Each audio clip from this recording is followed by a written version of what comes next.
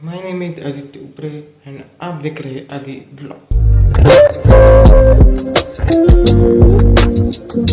Special जगह आपको लेके जाने वाला हूँ इस ब्लॉग में, इसलिए आप एंड तक बने रहिएगा क्योंकि ये ब्लॉग बहुत मजेदार ही रहे। तो उसके लिए मैं फटाफट से रेडी हो जाता हूँ। होने के बाद आपको सीधा ही गाड़ी पे मैं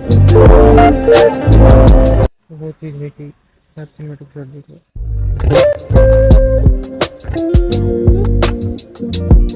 अशी एक फोटो घ्यायचा, झाले 3 फोटो लक्षात आले 3 फोटो। मैं अब यहाँ से निकल चुका हूँ, आपको आजू बाजू दिखा देता हूँ। ये देख सकते हो आजू बाजू का नज़ारा। तो फाइनली मैं घर में आ चुका हूँ। मैं 1 घंटा सो लेता हूँ और उस रात तब तक Later. तो अभी बज चुके हैं 6:11 और अभी मैं सो के उठ चुका हूँ।